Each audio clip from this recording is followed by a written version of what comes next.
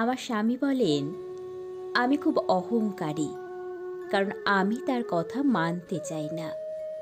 তিনি বলেন মাস গেলে ৮০,০০০ টাকা মাইনে পাই আমি, আর তুমি পাও ১৪,০০০। কি দরকার তবু চাকরি করতে যাবার তোমার? কিসের অভাব এখানে? কেন সস্তার লিপস্টিক মাখো? কেনই বা ভিড় বাসে চেপে অফিস যাও? ক্যাব নিতে পারো না? আমি হেসে বলি, ক্যাব নেবার পয়সা কোথায়? ১৪,০০০ যে। উফ, আমি কি দেব না বলেছি? নাও না কেন? কিসের এত অহংকার তোমার? না, আজ অবধি আমি ওকে বোঝাতে পারিনি যে ওটা অহংকার নয়, আত্মসম্মান। অহংকার আর আত্মসম্মানের পার্থক্যটা আমি বোঝাতে পারিনি। আমার শাশুড়ি বলেন আমি খুব জেদি, কারণ আমি তার কথা মানি না। আমার নামের সাথে দুটো পদবী, বিয়ের আগে ও বিয়ের পরে, মুনমুন দাস মুখার্জি, আর স্বামী অজয় মুখার্জি। শাশুড়ি বলেন, বৌমা, স্বামী স্ত্রীর আলাদা পদবী দেখতে ভালো লাগে না। এরপর ছেলেপুলে হলে কি মার ছায়ের পদবীও আলাদা হবে নাকি? বিয়ের পর স্বামীর পদবী আসল, তুমি মুনমুন মুখার্জি লিখবে। আমি বলি, সেটা কি করে সম্ভব মা? বিয়ের পরের পদবী যেমন আমার নিজের, তেমনি বিয়ের আগেরটাও তো নিজের। বাবার বংশের পরিচয় কি করে মুছে ফেলি বলুন তো? শাশুড়ি বিরক্ত মুখে ঝাঁঝিয়ে ওঠেন, উফ, বড্ড জেদ তোমার।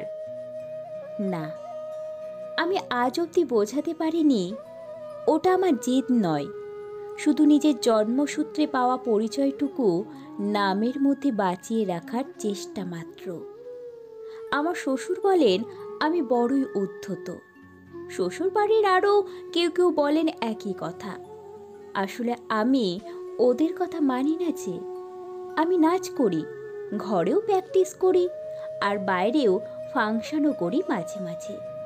শ্বশুর বলেন মুখার্জি বাড়ির বউরা এভাবে নিচে বেড়ায় না, নাচ ছেড়ে দাও তুমি। কিন্তু কেন বাবা? নাচের মধ্যে কি খারাপ আছে? মাঝে মাঝে একটু নাচ করলে ক্ষতি কি? মুখার্জি বাড়ির বউ হয়েছি বলেই নিজের সব ভালো লাগা ত্যাগ করতে হবে এমন তো কথা নেই। আর নাচ ছাড়বই বা কোন যুক্তিতে? আমার এই কথার প্রতিবাদে গর্জে তিনি বলেছিলেন, এত মুখে মুখে কথা বলো কেন? ভীষণ অধ্যত্ত তো তোমার। না, আমি ওনাকেও বোঝাতে ব্যর্থ। বোঝাতে পারিনি যে আমি উদ্ধত নই। শুধু বিনা যুক্তিতে কোনো চাপিয়ে দেওয়া সিদ্ধান্ত আমি মেনে নিতে অপরাগ।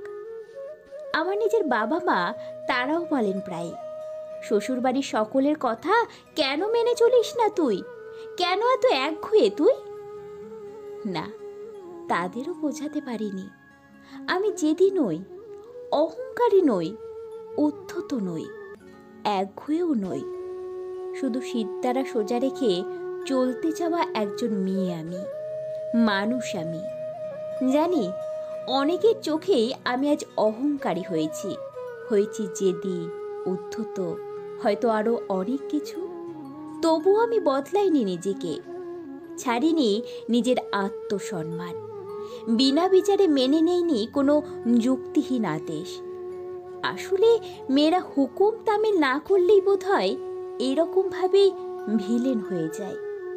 মানছি, হয়তো আমি ভালো হতে পারিনি অনেকের বিচারে, কিন্তু তাতেও আপত্তি নেই আমার। নাইবা হলাম ভালো, না হয় হলামই ওদের চোখে অহংকারী, জেদি, উদ্ধত, একঘুয়ে। কিন্তু তবুও সরিনি নিজের জায়গা থেকে, কারণ একটাই, লোক দেখানো ভালো হবার জন্য আপোষ করা জীবন আমার চাই না। তার চেয়ে আপোষহীন জীবন আমার কাছে অনেক দামি। আমার আমিটা দামি। অন্য কারোর কাছে না হয় নাইবা হলাম, নিজের কাছে অনেকটা বেশি দামি।